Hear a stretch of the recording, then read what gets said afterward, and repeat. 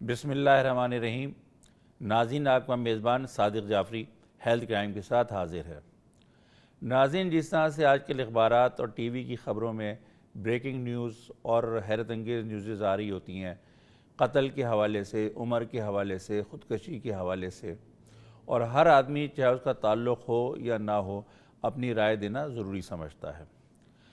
یہ چونکہ ایک بہت ہی سینسٹیو ایشو ہے اور ہم اس پہ آج گفتگو کرنے جا رہے ہیں۔ میں نے آج اپنے ساتھ ایک اپنے بہت ہی عزیز دوست اور جانے مانے ڈاکٹر اکرام کو زحمت دی ہے کہ وہ ہمارے ساتھ یہاں بیٹھیں اور جس پینل کے ساتھ ہم گفتگو کریں گے اس کے ساتھ وہ اپنی بھی ایکسپرٹ اوپینین دیتے چلے ہیں۔ ڈاکٹر اکرام، السلام علیکم۔ وعلیکم السلام، بہت بہت شکریہ آپ کا مجھے مدعو کرنے کے لیے۔ ڈاکٹر صاحب، آپ کا شکریہ کہ آپ میرے کہنے پہ تشریف لائے۔ میں یہ چاہتا ہوں کہ جو ہمارے معزز مہمان یا تشریف فرما ہیں، آپ ان سے ذرا تفصیلی تعارف فرمائیں۔ ہمارے ساتھ آج یہاں پر موجود ہیں پروفیسر ڈاکٹر غلام علی، جو کہ head of the department of forensic medicine ہے ایٹ سندھ میڈیکل یونیورسٹی، اس کے علاوہ کنسلٹنٹ فزیشین بھی ہیں۔ ڈاکٹر صاحب، آج ہمارے دو موضوعات ہیں، ایک ایج اسسمنٹ اور ایک قتل اور خودکشی کے درمیان تفریق۔ ایج اسسمنٹ سے میں بات کی ابتدا کرنا چاہوں گا۔ جب ہم بات کرتے ہیں عمر کا تعین کرنے کے متعلق، تو کب سے کیا جاتا ہے، یا یہ سوال کسی بھی انسان کی زندگی میں کب سے اٹھتا ہے؟ کیونکہ چائنا میں تو سنا یہ گیا ہے کہ ماں کے پیٹ میں جو 9 مہینے گزرتے ہیں ان کو بھی ایج میں ایڈ کر دیا جاتا ہے، اور کیا اس عمر کا یا ان 9 مہینوں کا کوئی قانونی اس کی کوئی اہمیت ہے؟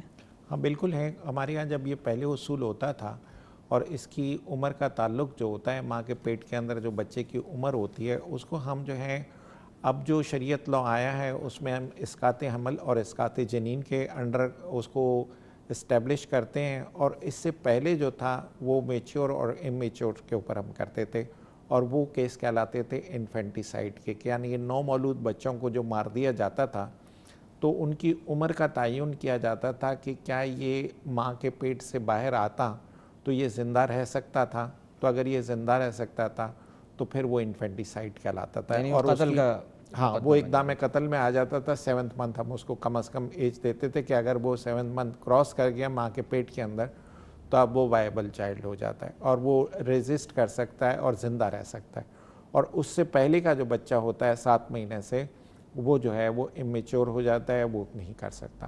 لیکن جو ہمارے ابھی شریعت کا قانون جو ابھی آیا ہے اس کے اندر ہم نے جو ہے وہ اسقاط حمل اور اسقاط جنین کے طور پہ کہا کہ اس کے کیا آرگنز ڈیولپ ہو گئے ہیں یا آرگنز اس کے ڈیولپ نہیں ہوئے ہیں۔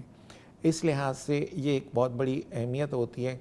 اس کے بعد پیٹرنیٹی اور میٹرنیٹی کا بھی جو اس کے اندر سوال آتا ہے کہ بعض اوقات جو ہیں وہ بچے تبدیل ہو جاتے ہیں میٹرنیٹی ہومز کے اندر، تو ان کے اندر بھی ایج اگر ہمارے پاس پہلے سے تعین ہوتی ہے تو ہم ان بچوں کی پہلے 15 دن تک کی ایج بہت آسانی سے معلوم کر سکتے ہیں، اور بہرحال اس میں اب بہت زیادہ اور ٹیکنیک بھی آ گئی ہے، لیکن پرانا طریقہ ایک یہ بھی ہوتا تھا کہ ہم اس کی ایج کے ذریعے اس کی ماں کا پتہ چلا لیتے تھے۔ ڈاکٹر صاحب، میں آپ سے پیرامیٹرز کے بارے میں پوچھنا چاہوں گا جن کے ذریعے انسان کی عمر کا تعین کیا جاتا ہے، یا کن کن چیزوں کو دیکھ کر آپ یہ اندازہ لگا سکتے ہیں کہ یہ اپنی زندگی کے اس سال میں زندگی گزار رہا ہے؟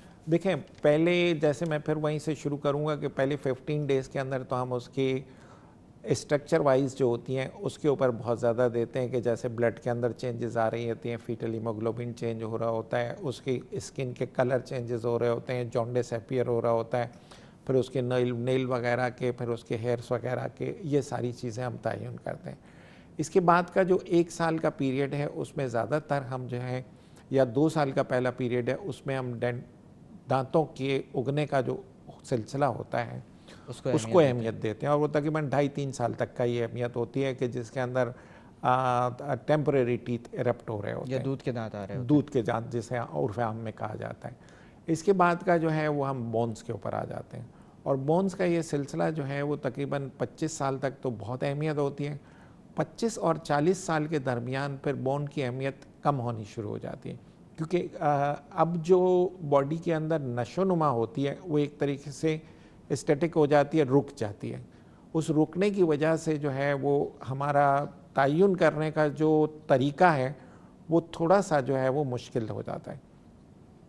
40 سال کے بعد ٹوٹنے پھوٹنے کا عمل شروع ہو جاتا ہے سارے کا سارا، 25 اور 40 سال کے درمیان جو ہے وہ ایک عمر رکی ہوئی ہوتی ہے. ایک طریقے سے ہم یہ کہیں گے کہ آپ کی فزکس جو ہے وہ ایک رکی ہوئی ہوتی ہے. اس کے بعد جو ٹوٹنے پھوٹنے کا عمل واپس شروع ہوتا ہے تو اسی کو دیکھ کے پھر ہم بون کے اوپر بہت زیادہ اہمیت دیتے ہیں. تو بون کے سوچر، بون کا ملاپ، بون کی ایپیفائسس، بون کی گروتھ، بون کی ڈینسٹی، یہ سب کی سب جو ہیں وہ بہت ہی زیادہ یعنی اہمیت ٹیکنیکلی دانتوں کو اور ہڈیوں کو اہمیت دی جاتی ہے. بالکل. ڈاکٹر صاحب آپ جیسے کہ ریڈیولوجسٹ ہیں اور میرے خیال سے زندہ انسان میں ہڈیوں کو دیکھنے کا کام آپ ہی کا ہوتا ہے. آپ سے میں یہ جاننا چاہوں گا کہ کون کون سی ہڈیوں کو اہمیت دی جاتی ہے یہ اسیس کرنے میں کہ کسی بھی انسان کی کیا ایج ہوگی؟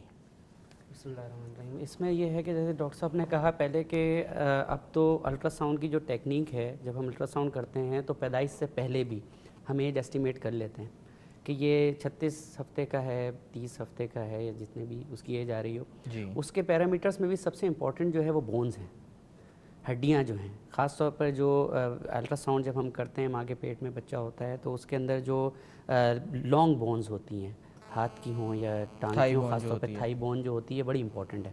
اسی سے عام طور پر اسٹیمیشن کی جاتی ہے، یا سرکمفیرنس آف دی ایبڈومن سے ہم ایج اور ویٹ جو ہے وہ دیکھ سکتے ہیں. ویٹ خاص طور پر جو ہے سرکمفیرنس آف ایبڈومن سے دیکھا جاتا ہے. اس سے تعین ہوتا ہے بچے کی ایج کا جو انٹرا یوٹرائن ہے ماں کے پیٹ میں. پھر جب پیدائش ہو جاتی ہے اس کے بعد سے پھر جو عام طور پر جو اہمیت ہوتی ہے وہ دانتوں کی، جیسے ڈاکٹر صاحب نے بتایا دانتوں کی ہے. ایرپشن آف ٹیتھ کے ساتھ ہم دیکھتے ہیں کہ رسٹ جو ہماری کلائی ہے اس کے اندر جو ہڈیاں بن رہی ہیں یہ 8 ہڈیاں ہوتی ہیں. یہ ایج کے ساتھ ساتھ ڈیولپ ہوتی ہیں اور ہر ہڈی کی اپنی جگہ امپورٹنس ہے. ٹھیک ہے، جیسے جیسے ایج بڑھتی ہے یہ ہڈیاں ڈیولپ اور میچور ہوتی چلے جاتی ہیں. اس سے بڑی پریسائز ہم بتا سکتے ہیں کہ 4 سال 6 مہینے کا بچہ ہے، یہ 5 سال 10 مہینے کا بچہ ہے. اور یہ ایک کنسنسس ڈیولپ ہوا ہے پوری دنیا میں کہ بہت سارے ہزاروں کی تعداد میں بچوں کے ایکس ریز کو لے کر، ہر عمر کے بچوں کے ایکس ریز کو لے کر ایک ایٹلس ڈیولپ کیا گیا ہے. ایک نہیں ہے، کئی سارے ایٹلس ہیں. ہمارے یہاں یورپین گائیڈ لائنس کو عام طور پہ فالو کیا جاتا ہے اور وہ انٹرنیشنل گائیڈ لائنس ہیں اور بڑی پرٹیننٹ ہیں اور بڑی ایکوریٹ ہیں عام طور پر. اچھا، اسی طرح سے بالغ ہونے کی عمر کو خصوصی اہمیت دی جاتی ہے. بہت ساری لیگیلٹیز یا قوانین ایسے ہیں جن کی پابندی بالغ ہونے کے بعد شروع ہوتی ہے. تو بالغ ہونے کے آس پاس کتنا تعین کیا جا سکتا ہے ہڈیوں کے ذریعے انسان کی عمر کے متعلق؟ جی ہاں، بالکل تعین کیا جا سکتا ہے. جیسے جیسے ایج بڑھتی ہے، فار ایگزامپل جو رسٹ بونز ہیں ان کی پہلے 5 6 7 8 سال تک تو امپورٹنس ہے، اس کے بعد وہ تقریباً ختم ہو جاتی ہیں. دوسری ہڈیاں سامنے آ جاتی ہیں. اس کے اندر اسکل سیوچرز ہیں، جو کونی ہے اس کی ہڈیوں کا فیوژن ہے. عام طور پر نہیں بلکہ فیکٹ یہ ہے کہ 2 ہڈی جو بھی ہڈی ہوگی وہ 2 سینٹر سے بنتی ہے. اس کو ہم کہتے ہیں اوسیفیکیشن سینٹر، یعنی ہڈی بنانے والے مرکز کہہ لیں. ایک پرائمری ہوتا ہے، ایک سیکنڈری ہوتا ہے. سیکنڈری جو ہوتے ہیں وہ کناروں پر ہوتے ہیں، ٹھیک ہے، اور پرائمری درمیان میں ہوتا ہے. کوئی بھی بڑی ہڈی ہو یا چھوٹی ہڈی ہو اس کے وہ 3 پارٹس پر مشتمل ہوتی ہے. ایک اوپری حصہ ایپیفیسس کہلاتا ہے، پھر ایک شافٹ ہوتی ہے اور پھر ایک اور ایپیفیسس ہوتا ہے. ان کی فیوژن یہ بڑی امپورٹنٹ ہے اور یہی ڈٹرمائن کر رہی ہوتی ہے ایج کو. خاص طور پر لانگ بونز کی جو ایج ہم ڈٹرمائن کرتے ہیں لانگ بونز سے کرتے ہیں. جو ہپ بون ہے اس کا بڑا امپورٹنٹ رول ہے. جو چیسٹ کے اندر سامنے والی کرکری ہڈی ہے اس کا بڑا امپورٹنٹ رول ہے. اسی طرح سے سیوچرز کا بڑا امپورٹنٹ رول ہے. ایرپشن آف ٹوتھ ہے. تو ہر بچہ جو ہے اس کی ایک ایسٹیمیشن کی جا سکتی ہے کہ کیا وہ بالغ ایج میں چلے گیا ہے یا ابھی وہ اس سے پیچھے ہے. تو یہ ہڈیوں کے ذریعے ایکس ریز کے ذریعے عام طور کے اوپر ہم کرتے ہیں. لیکن ڈاکٹر صاحب ایک سوال یہ پیدا ہوتا ہے کہ ہمارے یہاں پہ جس طرح سے اخبارات میں نامعلوم لاشیں مل جاتی ہیں اور ایک لکھ دیا جاتا ہے کہ 34 سالہ یا 40 سالہ، وہ کس طرح سے اسسمنٹ کرتے ہیں اس کو لوگ؟ دیکھیں، ایک تو پہلی بات یہ کہ جو رپورٹ کر رہا ہے ہو سکتا ہے اس کو جو ہے کوئی کارڈ مل گیا اس کا جس کے اوپر ایج وغیرہ لکھی ہوئی ہو، یا نامعلوم مل رہا ہے، اس کا کوئی کارڈ نہیں ملا ہے. تو پھر اگین فورنسک میڈیسن کا رول سامنے آ جاتا ہے. فورنسک میڈیسن اسپیشلسٹ اس کو دیکھتا ہے اور انہی بنیادوں کے اوپر کہ ہڈیوں کی میچوریشن کتنی ہے، دانت کتنے نکلے ہوئے ہیں، اوور آل ساخت، جسم کی ساخت جو ہے کتنی میچور ہے، اسکن وغیرہ، یہ سب چیزیں دیکھ کر پھر وہ فیصلہ کرتا ہے کہ کتنی ایج ہے. ریڈیولوجی کا رول اس میں ڈیفینیٹلی آتا ہے اور بڑا پرائمری رول ہے اس کے اندر. نہیں، اس کے اندر ایک چیز اور بھی آ جاتی ہے. میں ڈاکٹر صاحب کی اس کے اندر ایگری کرتے ہوئے چلتا ہوں کہ چونکہ ایک نامعلوم لاش کا تعین کرنا جو ہوتا ہے وہ اس کی آئیڈینٹی کے لیے ہوتا ہے، نہ کہ اس کی عمر کے تعین سے ہم کچھ اور چیز کو معلوم کرنا چاہتے ہیں. بلکہ عمر ایک اس کا ایک حصہ ہوتی ہے آئیڈینٹی کے اندر. پرسنل آئیڈینٹی کی جب ہم اس کی ایویلیویٹ کرتے ہیں اور معلوم کرنے کی کوشش کرتے ہیں تو عمر ایک اس کے اندر ایک بہت ہی چھوٹا سا رول ادا کرتی ہے, اور اس کو ہم جنرل اپیرنس سے لیتے ہیں. عموماً بالوں کی کیا رنگ ہے, جنرل فیچرز کیا ہیں, قد کاٹ کیسا ہے, مونچھیں کیا ہے, مختلف قسم کے ہارمونل جو چینجز باڈی کے اندر آتے ہیں, اور ایک سرسری سا جائزہ وہ ہوتا ہے, اور یوجولی ہم اس کے اندر کوئی بہت زیادہ انویسٹیگیشنز نہیں کرتے. لیکن اگر کوئی ہائی پروفائل کیسز آ جاتے ہیں ڈیڈ میں, اگر مردہ حالت میں بھی اگر کوئی ہائی پروفائل کیسز آ جاتا ہے اور اندازہ یہ ہوتا ہے کہ نہیں اس شخص کی کچھ نہ کچھ بہت زیادہ اہمیت معلوم ہوگی, تو پھر ہم اس صورت میں جو ہے وہ اس کو انکوائر ڈیٹیل ایگزامینیشن. ڈاکٹر صاحب یہاں پہ ہمیں تھوڑا سا بریک لینا ہوگا. ناظرین ہم ایک یہاں لیں گے چھوٹا سا بریک, اور بریک کے بعد دوبارہ حاضر ہوتے ہیں.